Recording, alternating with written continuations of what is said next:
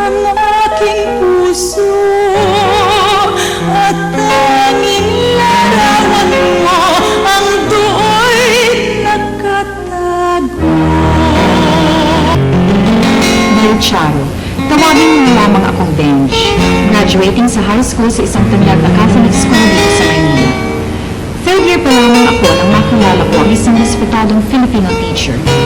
During na lamang ang itawag niya sa kanya, tulad ng huling nang itawag ko sa kanya kapag wala kami sa loob ng classroom. Charo, aaminin ko.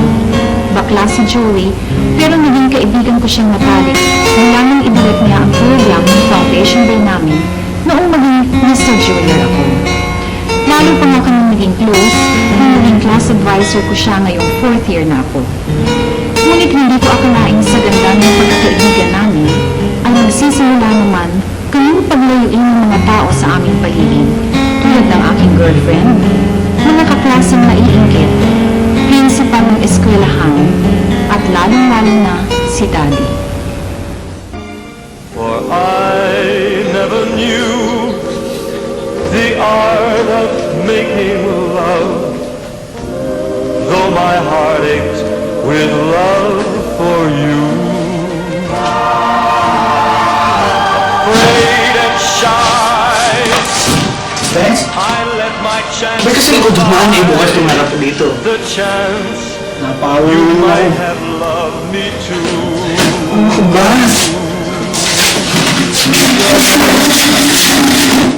Ano naman nangyari? Tignan ko nga. I watch you walk Grabe ka naman oh, eto na naman tayo. Ano ka ba? Ang tigas-tigas sa ulo mo. Ilang ko na sa... to never Nabi ko know sa'yo. Tigilan na yung pakikipag-away na yan. who loved Nabi nilang ganyan ang gawin mo rito eh. Susunod ka ng 10 oras ng gabi. Kundi putok mo, putok mo sino. Ngayon naman, putok niya ang uso mo. Hihira ako. Ang issue mo, sarili mo eh.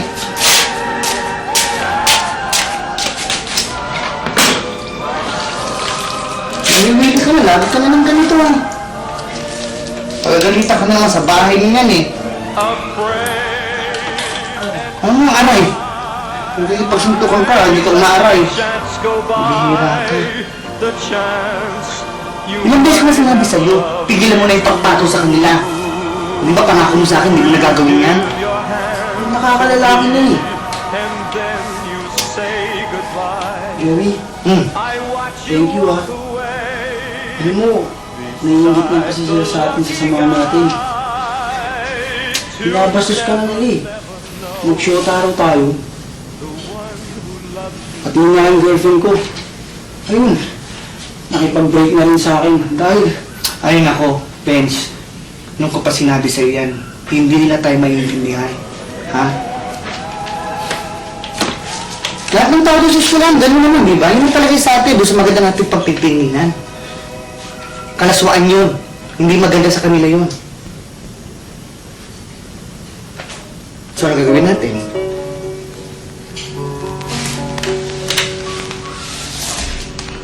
Bumalik na lang sa girlfriend mo, kay Grace. Balikan mo siya at ipakita natin sa kanila lahat. Katulad din nila, estudyante lang kita, teacher mo lang ako. Ganun lang ang gagawin natin para hindi tayo mag-produce yan. Okay. So, sige na, umuwi ka na. Uy. Sige na, umuwi ka na. Pakita mo yung sa nanay mo yung mga pasa mo doon may paggamot. Sige na, huwag ka muna pupunta rito. Come on. Sundin mo ako, huwag matigas ang ulo. Come on! Sige. Alis na ako.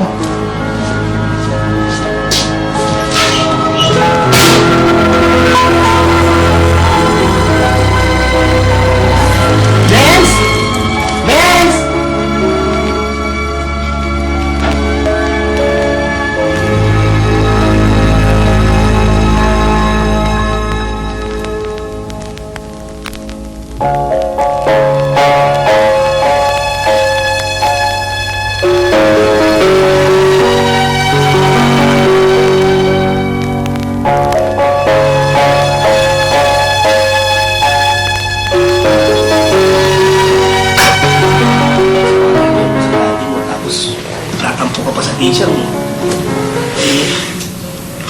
ako mawala ng best friend niya.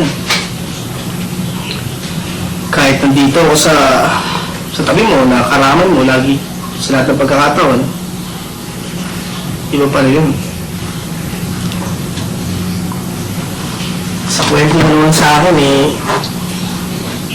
hindi ka naman itinabol para kalimutan. Makataya pa rin ang buhay niya sa pagmamalasakit niya sa'yo. Alam mo, Jeff, kung minsan, naiingit ako sa'yo. Dahil kahit sa sulat lang, feel mo ang love ng parents mo sa probinsya.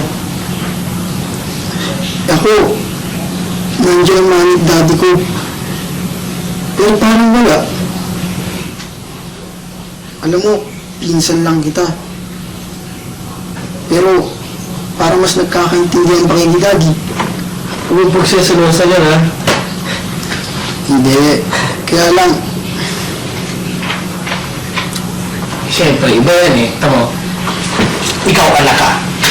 Ako nakikita lang ako dito sa bahay niyo Kaya siyempre, natuloy na sulo lang ako. paano naman susundin yung mali? Pati sa bahay, dinadala niya ang pagiging pagkapulis niya. Nagpapamacho yung galit doon sa may baklang hindi mo naman maintindihan.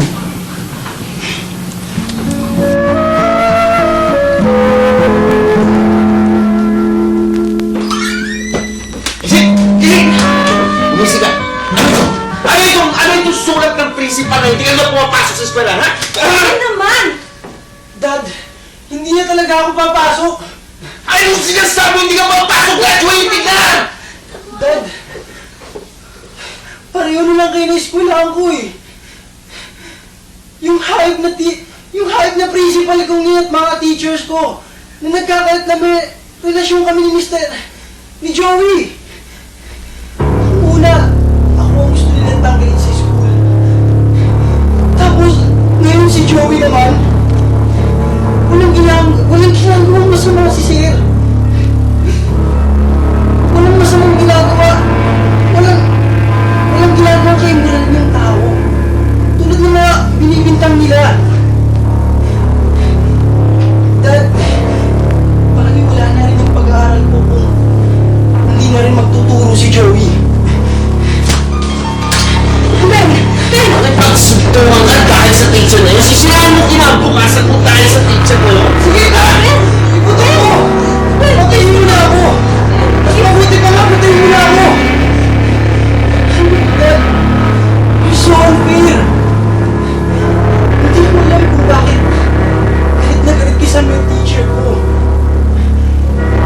Wala namang ginagawang masama siya. Hindi mo ba alam na ang dami niyang naitulong sa akin nung hindi niyo ako naaalala ni Mami? Nung nag-drugs ako, sino ang nandun? Sinusundot sa akin. Kayo ba? Si Joey, di ba? At alam mo ba, Dad?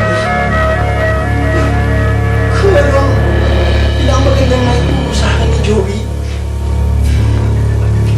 ang respeto kayo at ingalang kayo ni Mami. Pero ngayon, kung tatanggalin mo na si Joey, hindi na ako makakapayag. Ako na lang aalis!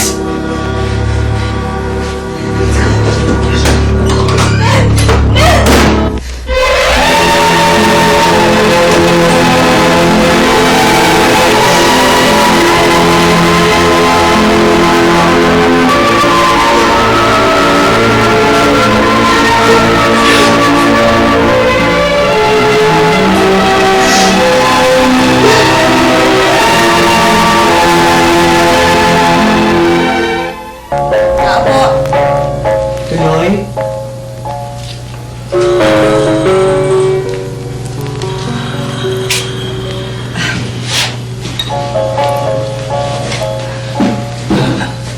Naistorbo yata kita. Hindi. Actually, matatapos na ako eh. Pwede ba no? Oo. Marita, sige, tuloy ka. Upo ka. Salamat. Oo, sige.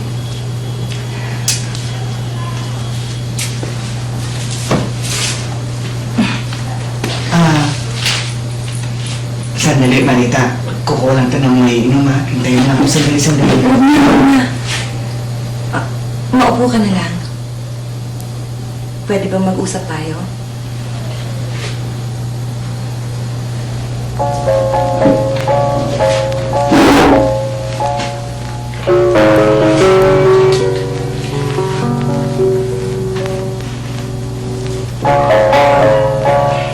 Dito na lang kita pinuntahan sa bahay mo para... Kahit naman sa eskwela mo ako puntahan, Marita.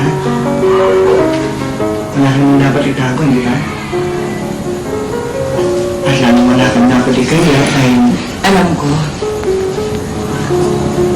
Alam mo, Joey, nagpunta ako dito hindi lang bilang isang nanay ng estudyante mo, kundi bilang isang kaibigan. Alam mo, Joey, hindi ko pa rin nakakalimutan ng minsan. Tapos na yung Marita eh. Nakaraan na yun eh.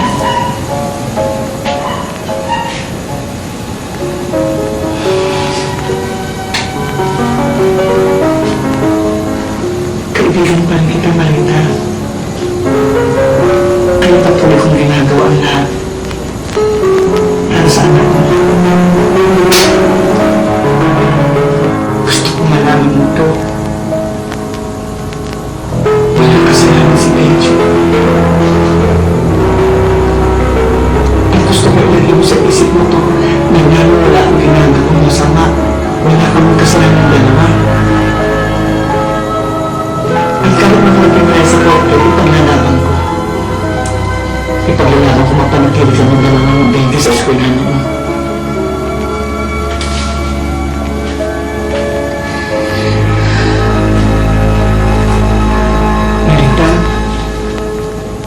Lalo mapapadaling aksyon kung kayo mismong dalawa ni Ben, kayong mag-asawa bilang mga magulang na anak mo. Mapapatunayan mo na wala akong ginagawa. Wala akong ginagawang masama sa anak ko sa loob ng eskwela at maski mismo dito sa loob ng pamamahay ko. Alam mo yan.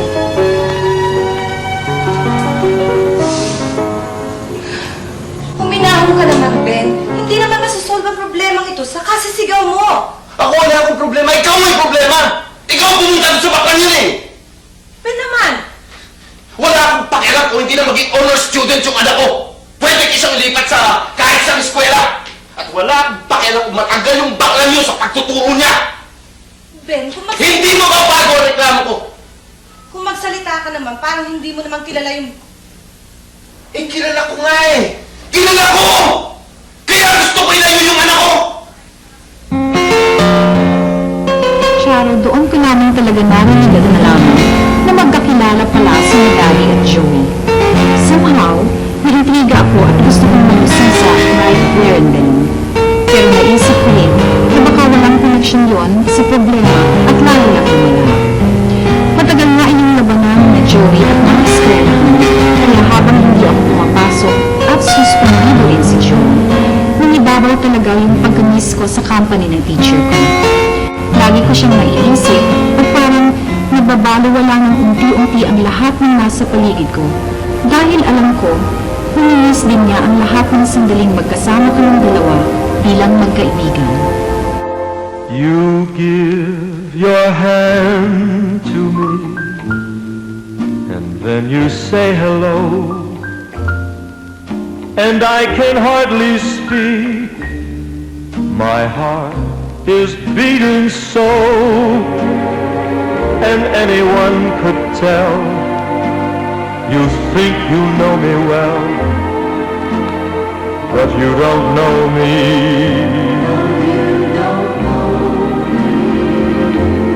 No, you don't know the one who dreams of you at night and longs to kiss your lips and longs to hold you tight. To you I'm just a friend, that's all I've ever been, but you don't know me. Hello? Oh, Grace. Okay. Sandali Grace. Wala na kami niyan. Matagal na. Ayoko na, pare.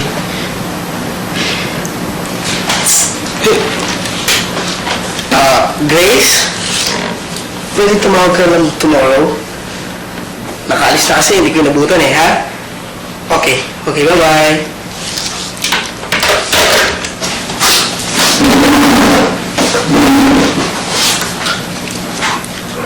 Umiiyak ka? Kumusta na kaya si Joey? Jeff? Naranasan mo na ba yung may friend kang isang lalaki pero namimiss mo rin siya? Oo, normal naman yun, di ba? Ako, kung nakagraduate na ako, hindi na ako nakatira dito sa inyo. Sigurado ako mamimiss din kita. Kung isang gay, tulad ng teacher ko. Kahit gay, tao rin naman yun ah. Anong kaibahan nun? Lalo na sa mga kwento mo sa akin, nakakamiss lang talaga. Pero pwede ka naman malibang sa mga ibang bagay dyan ah. Si Grace, katatawag lang. Balikan mo na lang yan, John. Ano? Siguro, mahirap nang balikan ng isang taong minahal mo nga. Pero wala namang nagawang maganda sa buhay mo. Doon ko naman si Joey. Yung worst moments of my life with my family at kay Grace. Sa bata kong to, napaganda lahat ni Joey. Bilang isang teacher, bilang isang friend, hindi ko makalimutan si Joey. Jeff, tama kaya yung nabasa ko na kapag ang isang lalaki ay natutong nag-appreciate sa pagkikilala ng isang gay, ay gay na rin. Hindi naman siguro. Bakit? Lalaki ka naman ah. Di ba lalaki ka naman?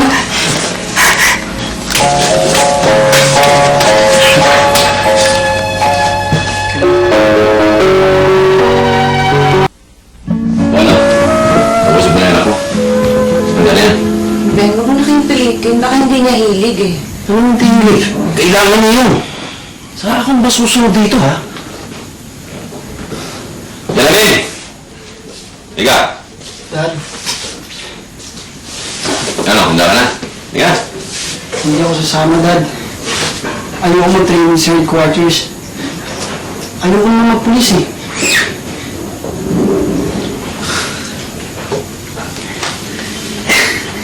Puro mga kaibigan ko yung doon. Puro mga kasamahan ko. Ang mga magte-training doon, yung mga anak nila, na mga kasing edad mo. Mag-enjoy ka naman. Sigurado ko, titigas yung katawan mo, martial arts, magiging lalaki yan. Dad, hindi ako bakla. Ayoko na maging kagaya mo. Mag-aaral na lang ako ulit. Huwag mo lang ako bilad sa araw na pamachi-machi pa. Tsaka, anong magpapaya ako sa paghawak ng baril? Kung pagdating naman ng araw eh, magiging kurap din ako katulad ninyo. Ang mga kasama niyo.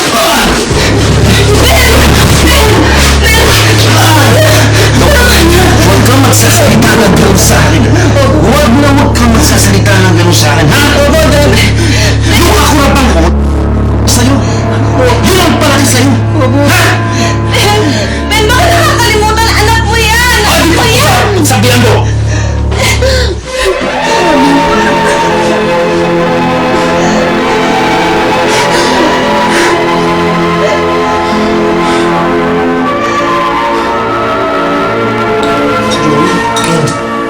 Ayoko na umuwi sa amin. Dahil, huwag mo naman tumanggi ako sa pagtitraining kay Daddy. Lagi niya lang ako binububong. Joey, sorry ah. Dahil sa akin, nawalan ka ng trabaho. Wala yun. Hindi mo naman kasalanan yun eh. Alam mo, Joey, walang araw na hindi kita naaalala.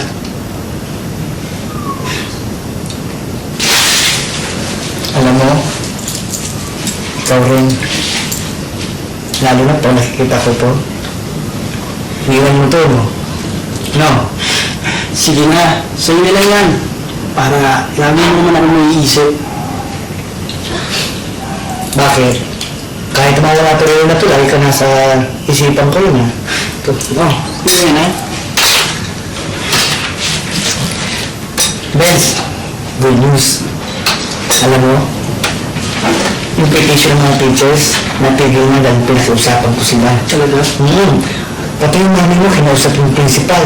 Tsaka yung mga kaklase mo, yung namuso sa'yo doon sa panguna ng Grace. Tapos na yun, sila nga na nagppetition para huwag ako mataba sa eskwelahan. Lalo ka na. Oh, good, no? Thank you, Joey, ah.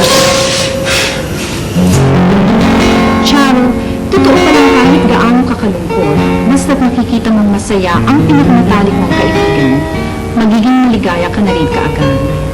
Tulad ng gabing iyon, nagkasama kami muli ni Joe. Pakiramdam ko, bagong simula namin yun, dahil tinanggap na kami bilang tao sa school kahit hindi pa rin maalis ang paghihinala ng ibang milisyoso at malisyosa. Ang importante nga ay nabawasan ang mga nunukso. Nagkabalikan kami ni Grace at si Daddy. Hindi man siya kumikibo. Alam kong natanggap niya ang lahat. Hanggang isang araw, ipinanganak na naman ang isang bagong problema sa amin ni Joey. Hindi ko akalaing maapektuhan ako ng gusto. Kakabili na teacher ko sa school, ah. May strike kami, eh. Hindi walang pasok bukas. Ino-organize pa lang namin. Ngayon kailangan ipaglaban namin yung karagdagang sweldo ng hinihingi namin at pati yung 13-month pay na ayaw nilang ibigay. Tagal na nun, eh. Alam mo, Joey, nawawala ang relo ko, eh. Hindi ko nga alam kung saan ko nalagay. Alam mo, pinapang pa naman ni Daddy. Dahil daw na narigaw sa kanya ng birthday niya.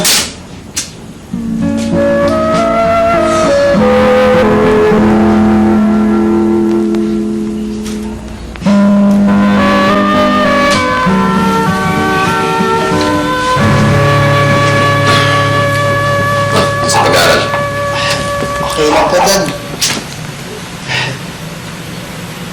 Yung relo, nasabi sa akin ng mami mo. Huwag mo na problemahan yun, ha? Salamat po. Bibili kita, mas maganda pa ron. Ayusin mo yung pag-aaral mo. Ha? Yes, Dad. Maganda yung graduate ka, may honor, eh. Kahit hindi na valedictorian o salutatorian, basta't may honor, eh. Ito na yung may honor, eh. Ibang dating mo, eh. Thank you, Dad. Naka-recover naman ako lahat, eh. Tsaka, kumain nga, gagalingan ko pa. Pwede pa rin valedictorian. Huwag lang malulunod ng mga teachers sa strikes. Lalo na si Joey. Huwag ka nang makikialam doon sa strike. Babayaan mo sila kung gusto lang mag-strike. Problema nila yun. Problema mo pag-aaral. Saka huwag kang pupunta doon sa strike nila. Mamaya, madamay ka pa sa rumble doon. Ibaba ang tuition fee! Ibaba!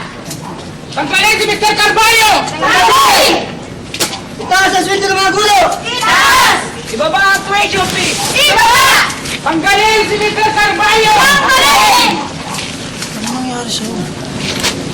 Kasali ka pa sa mga nag-handle strike. Akala ko, manong strike ko. Kaya, hindi kita pinupuntahan. Ba, kumain ka na. Ba, kumain ka naman. O ito, may dala ako. Sige na. Sige na, Johnny. Ito na lang. Nakatakas kami ni Jeff sa bahay kahit na tumutingin na kami ni Daddy.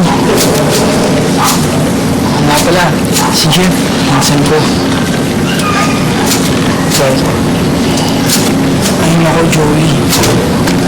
Mabuti pa, bumili ka lang at magturo ka.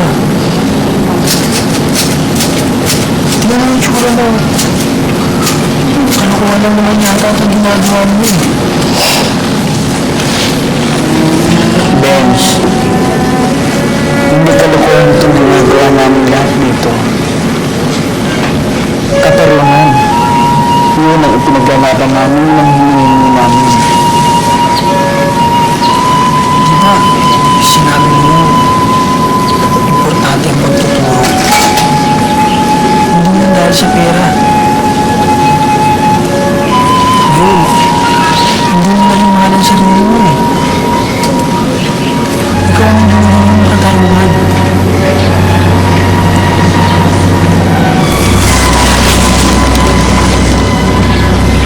Salamat sa malasakit mo. Pero gusto ko tanggapin mo na ang ginagawa ko nito hindi para sa sarili ko. Pero kumain ka naman. Magkaibigan tayo, Joey. Siguro naman, pagbibigyan mo ako. Kaya naman. Pwede naman mo mag-well ka na hindi ganitong papapahirap sa sariling gagawin, ha? Hindi bago ako sa'yo. Pag nagkasakit ka, umiyak eh. Importante ka sa akin, Joey. Paano mo pagbabalik ka sa school? Paano yung pagiging auto ko? Alam mo naman yung sinabi ko sa'yo. Importante ka sa akin. Utang ko sa'yo ang dulo at pagtsatsaga ko. At hindi mong pagtsatsaga ko ngayon. Kung wala ka nun, parang wala na rin magandang dulo na binago mo sa buhay ko.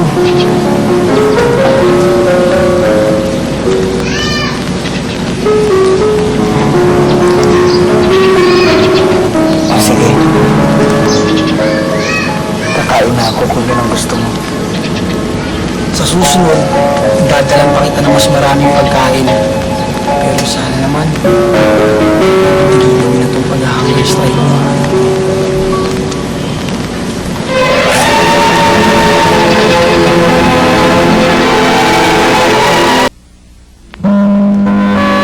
Buti po nga ikaw makipagkita sa akin dito sa inyo.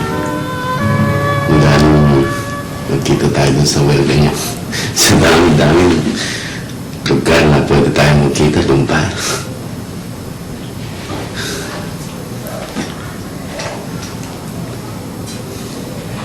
Kaya naman iniwan ko yung mga kasamahan ko sandali eh.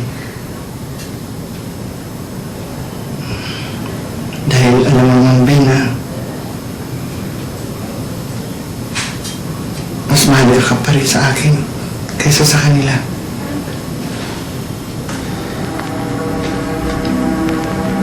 Yung mga natatakot ko eh. Baka pati yung junior ko eh.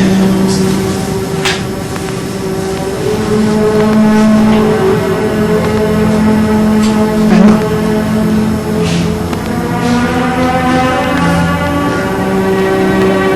Yung nakabalito ang inisip mo. Ano?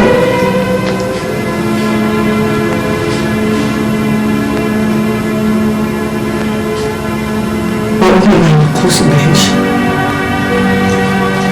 Pero bilang anak.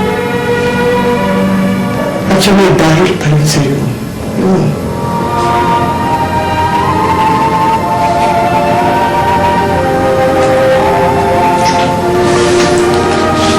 Naalala mo ang kanta natin?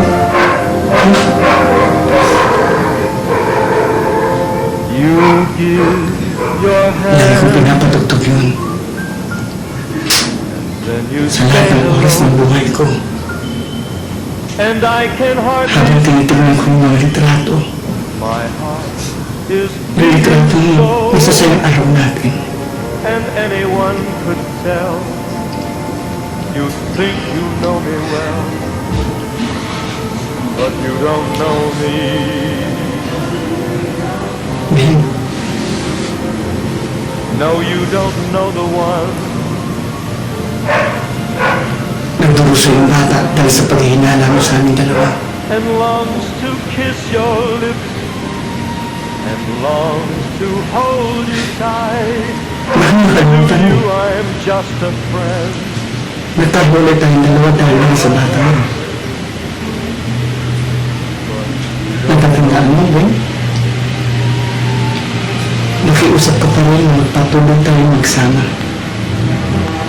Kaya na may asawa at anak. Hindi ka pumayag, di ba? Bakit?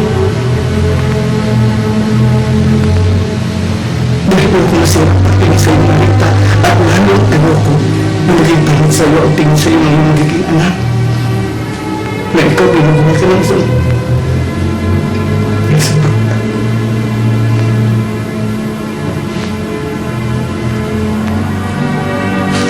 Umalis ako, nagpaubaya ako. Nag-isa ako, Ben. Dumating ang anak mo na umawakan ako.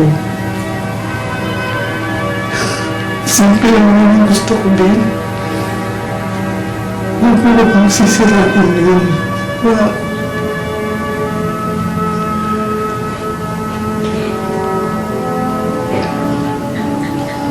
I'm sorry, Joey. I'm sorry.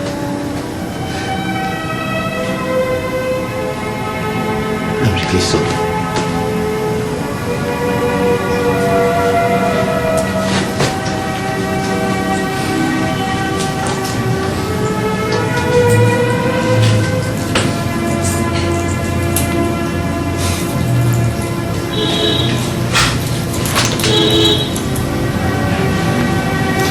Ito na lang. Ikaw na magtago na. Pag-ingatan mo. Tago mo na ito habang buhay. Sa iyong mundo eh. Talaga. Ano ba yung pati ang gusto ng paglaruan? Sorry mo sa kanya, mahalaga sa kanya rin yung hinahanap niya. Sige na.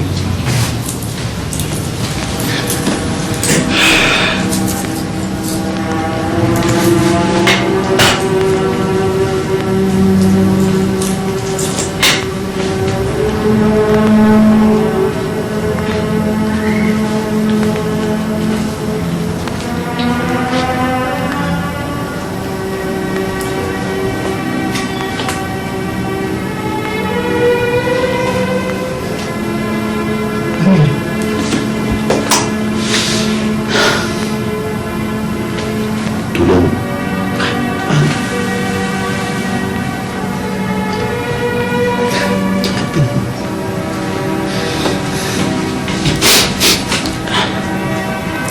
Wala ko makakabangi sa'yo eh.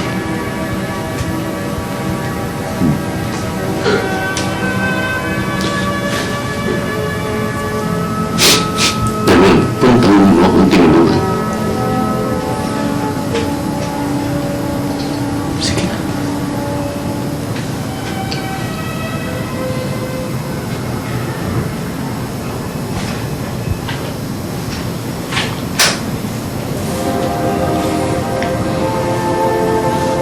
You give your hand to me, and then you say hello,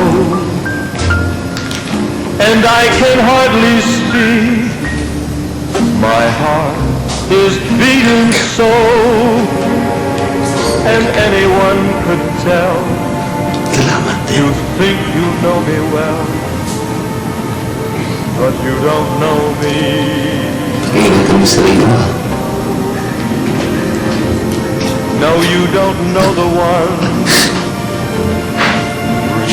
Will you at night and longs to kiss your lips and longs to hold you tight. To you I'm just a friend.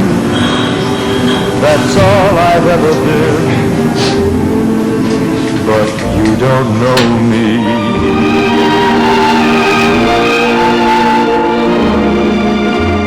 For I never knew the art of making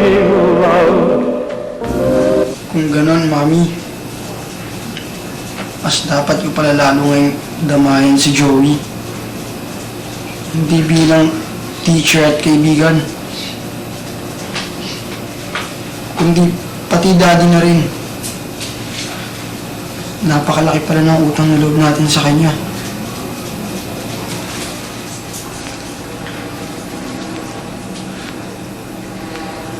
Hindi lang yung pagkukup niya sa daddy mo noon. Kahit magkasing edad lang sila. Pati ako. Napakalaking kasalanan na gawa ko kay Joey. Dahil matalik kami magkakaibigan. At alam kong sila na nga. Pero nagawa ko pa rin mahalin ang daddy mo.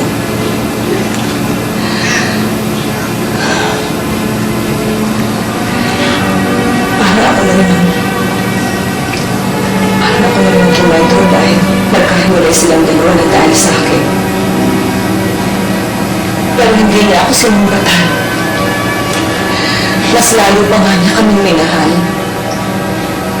Pati ikaw, itinuring ka niya bilang isang anak.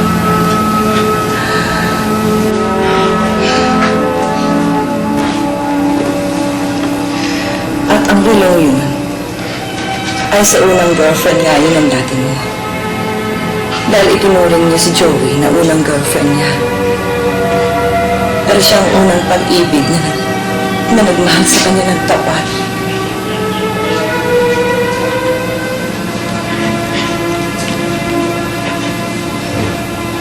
Mami, kahit na ilang ulit pa akong tumakas sa pag-ibig ni daddy sa akin, hindi ko pababalaan si Joey.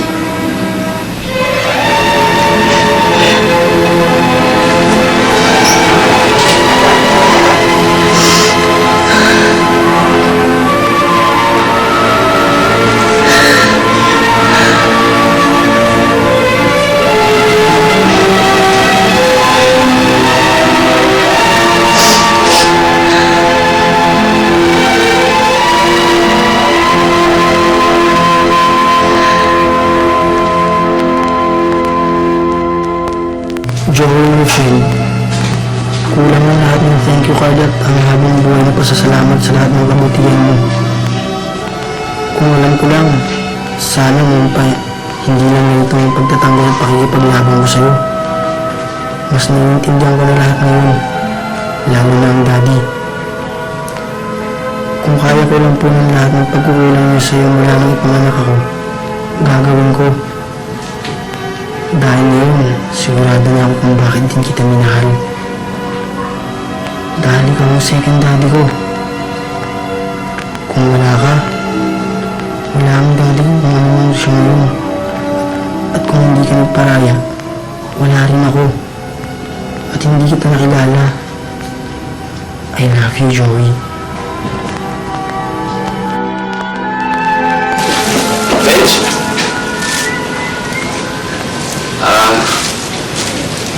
Lumalala yung strike eh. Siguro kailangan mo ng pagkain ng Daddy Joey mo.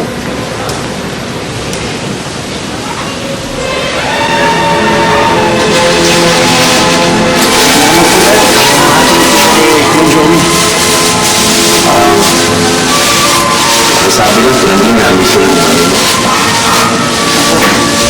Gusto na lang. Tulad siya.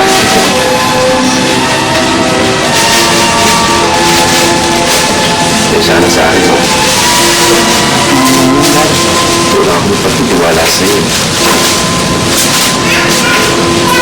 Ayaw kasi pagdaanan mo lahat ng daan ako. Kahit wala akong pinagsisihan.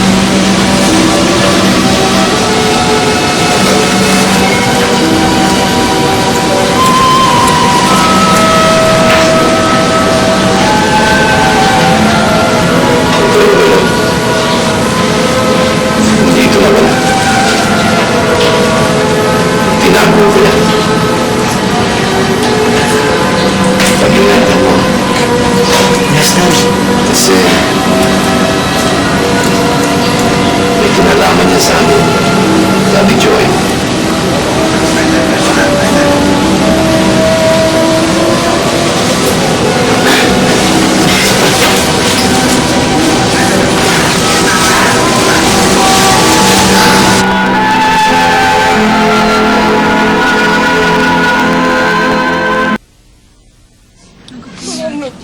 gagawin natin? Napamis ko na paano na kaya? Ilangan gagawin natin. Paano niya? Kami mo ba? Kapamilya mo namin siya. Joey? Joey! Joey! Sabi mo kakain ka eh. Ito, magdala kami.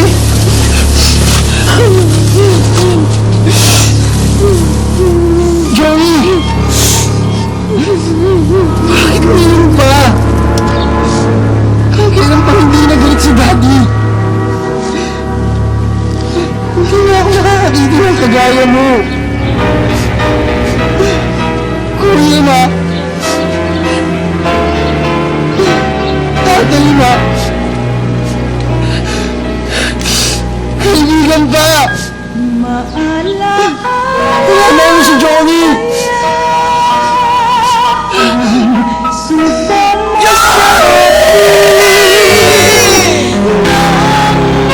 Eksaktong alas 5:45 ng hapon si Relofo. Bago lumubog ang araw, may malambing na si Joe. Sa isang pakikibakang hanggang ngayon ay wala pa rin katarungan. Charo, kahit naligawan na sana kami ni Mami, Daddy at Chef, pati na rin si Grace, nung nakabalikan ko na, mas namanaig pa rin ang sakit ng pagkawala ni Joey. Ang pakiramdam ko, tama ang panahon ng aming pagkikilala, ngunit mali ang oras ng aming paghihiwalay. Suot-suot ko man ang rulong ibinigay niya, hindi pa rin ako nakatitiyak kung makakatagpo pa ako ng isang taong tunay na kasimbait niya.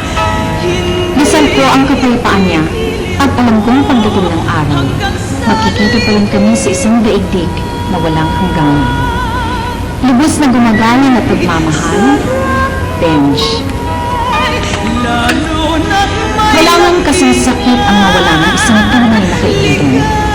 Kaya't habang nangyayang ng nagmamahal na kaibigan, ay mahalin rin natin siya, maging sino o ano pa man siya, dahil tiyak, minsan lamang siyang daraan sa buhay natin.